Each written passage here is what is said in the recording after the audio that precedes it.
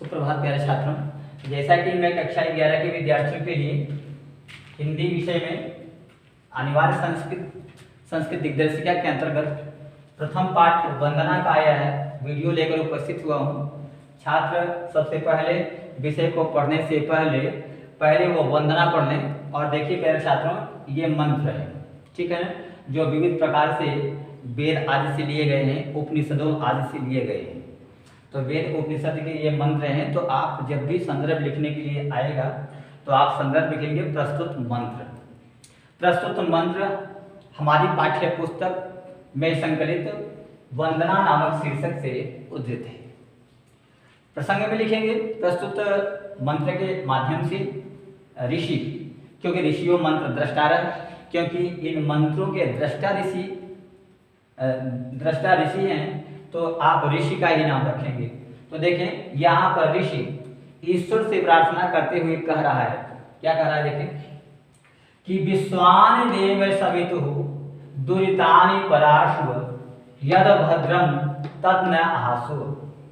इन्होंने यहाँ पर कहा कि विश्वानि देव सवितुः, हे संपूर्ण विश्व के देव सविता, दुरितानि हमारे पापों को, हमारे दोषों को दूर करो, पराशु दूर करो, और यद भद्रम और जो हमारे लिए कल्याणकारी हो, तत् न यासु उसे हमें प्राप्त करो।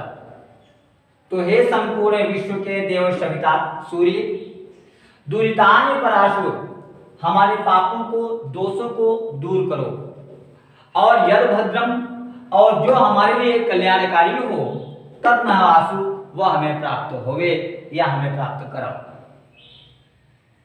बन जाना चाहिए। आगे आ जाए।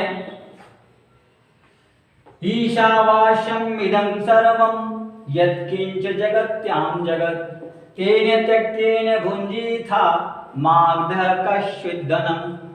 यहाँ पर उन्होंने कहा कि जगत्याम जगत, इस चराचर जगत में, यत्किंच जो कुछ भी है, इस चराचर जगत में जो कुछ भी है, यत्किंच जो कुछ भी है, सर्वम उन सब में, इस वास्यम इदम सर्वम यह जो कुछ भी है, उन सब में इस वास्यम ईश्वर परिव्याप्त है। यानी चराचर जगत में जो कुछ भी है उन सभी में ईश्वर व्याप्त है। और इसलिए तेन त्यक्तेन भुंजीथा, इसलिए इस भौतिक चराचर जगत से प्राप्त होने वाले वस्तुओं का, तेन उन वस्तुओं का, त्यक्तेन भुंजीथा त्याग पूर्वक उपभोग करो। त्याग पूर्वक यानी अनासक्त भाव से। अनासक्त की बात भगवद गीता में भी आई है प्यारे छात्रों। आसक्ति ना रहे, अनासक्त भाव से उसका उपभोग करो।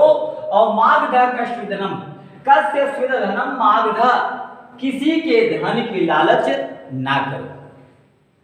प्यारे छात्रों, यहाँ पर मंत्र में बताया गया कि जगत्याम जगत, इस चराचर जगत में, यद किंच जो कुछ भी है, इदम सर्वम उस सब में, ईश वास्यम ईश्वर परिव्याप्त है। इस चराचर जगत में जो कुछ भी है, जो वस्तुएं हैं, उन सब में यह ईश्वर परिव्याप्त है, ईश्वर समाया हुआ है। इसलिए तेन त्यक्तेन भुंजीथा, इसलिए उन वस्तुओं का त्याग पूर्वक उपभोग करो।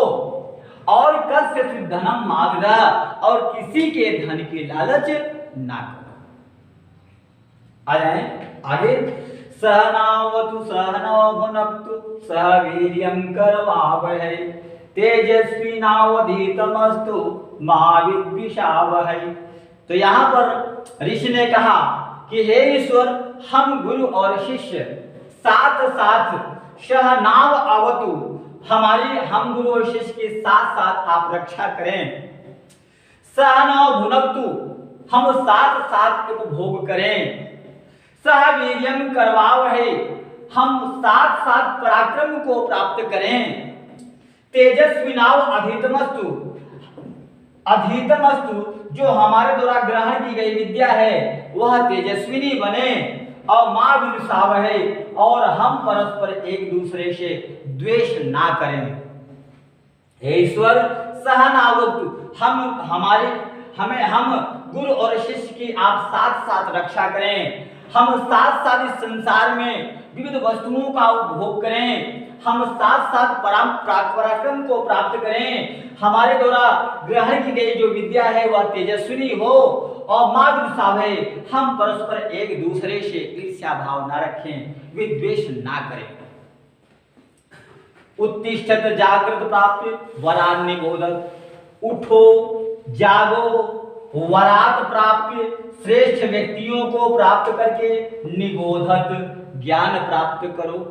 उठो जागो और वरात प्राप्त श्रेष्ठ व्यक्तियों को प्राप्त करके निबोधत ज्ञान प्राप्त करो। उठो जागो श्रेष्ठ व्यक्तियों को प्राप्त करके ज्ञान प्राप्त करो। अगले मंत्र आ जाए, यतो यतः समीहते ततो नो अभयम कुरु, सन्न्याय कुरु प्रजाभ्यो अभयम न पशुभ्यः। यहाँ पर एक ऋषि ईश्वर से प्रार्थना करते हुए कह रहा है कि हे ईश्वर, यतो यतः समीहते, आप जहां जहां से चाहते हो, ततो नो अभयम कुरु, वहां वहां से हमें निर्भय कर दो। सन्नाह कुरु प्रजाभ्य, हमारे प्रजाओं का सन्नाह माने कल्याण करो। अभयम न पशुभ्य, और हमारे पशुओं को निर्भय बना दो। तो यतो यतः समीहते, हे ईश्वर आप जहां जहां से चाहते हो, ततो नो अभयम कुरु, वहां वहां से हमें निर्भय कर दो। सन्नाह कुरु प्रजाभ्य, हमारे प्रजाओं का कल्याण करो। अभयम न पशुभ्य, हमारे पशुओं को भी निर्भय बना दो। तो प्यारे छात्रों, इन मंत्रों का हिंदी अनुवाद हमने आपके समक्ष प्रस्तुत किया।